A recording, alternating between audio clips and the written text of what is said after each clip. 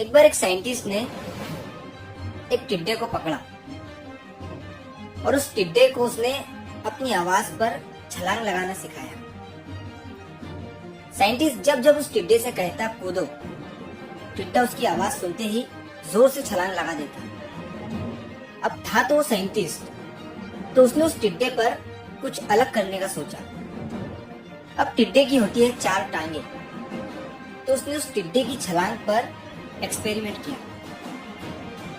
Scientist ने उस टिड्डे की एक टांग तोड़ दी और फिर टिड्डे से कहा कूदो। अब टिड्डे की एक टांग टूटने की वजह से उसकी छलांग की दूरी पहले से कम हो गई।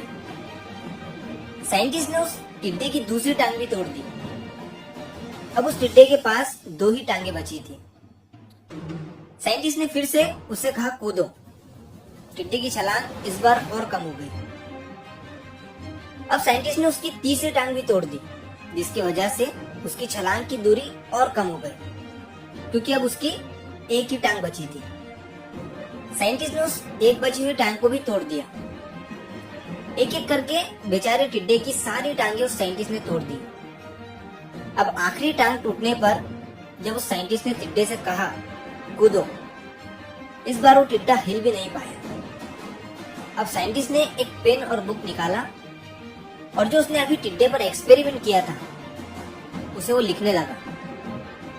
उसने लिखा, जब टिड्डे की एक टांग तोड़ी गई तो वो थोड़ा बहरा हो गया। जब उसकी दूसरी टांग तोड़ी गई तो वो और भी बहरा हो गया, और हर टांग टूटने के साथ साथ वो और बहरा होता जा रहा था। सारी टांगे टूटने के बाद वो बिल्कुल बहरा हो गया और उस पर जोर जोर से चिल्लाने का भी कोई असर नहीं हुआ। वो अपनी जगह से हिला तक नहीं, तो छलांग लगाना तो दूर की बात थी। अब इस कहानी को सुनकर सभी को ऐसा ही लग रहा होगा कि क्या मूर्ख साइंटिस्ट था, इतनी सीधी सी बात उसे समझ नहीं आई। या कुछ लोग ये भी सोच रहे होंगे कि ये तो किसी बच्चे को भी पता है कि टिड्डे की छलांग उसकी टांग टूटने की वजह से कम होती जा रही थी, ना कि वो बहरा होता जा रहा था। और दोस्तों, हम सभी जिंदगी में ऐसे ही मूर्ख बन जाते हैं। कई बार जिंदगी में 2 घटनाएं एक साथ घटती हैं, जिनका एक दूसरे से कोई संबंध होता ही नहीं है। कभी कभी दिखता कुछ और है और हमें समझ कुछ और आता है, और वास्तव में होता कुछ और है।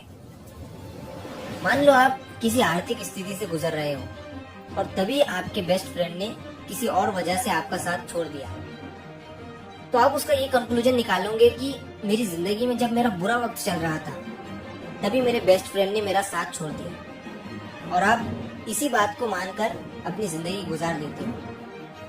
ये तो सिर्फ एक एग्जाम्पल था जो मैंने आपको समझाया है। कई बार प्रॉब्लम के पीछे के मेन रीजन को समझना बहुत जरूरी होता है, जिससे कि आप आगे सही फैसले ले सको और दोबारा ऐसी गलती ना करो। तो लाइफ में जब भी कोई प्रॉब्लम आए या कोई 2 चीजें एक साथ हो जाए और आप कंफ्यूज हो जाओ, आपको समझ नहीं आ रहा है, तो प्रॉब्लम की रूट तक जाओ। क्या किस वजह से ये प्रॉब्लम मेरे साथ हो रही है, ताकि आगे मैं सही फैसले लूं और दोबारा से ऐसी गलती ना करूं। तो अगर आप इस कहानी को और भी लोगों तक पहुंचाना चाहते हो तो इस वीडियो को लाइक करिए, ताकि YouTube इस वीडियो को और भी लोगों तक पहुंचाए।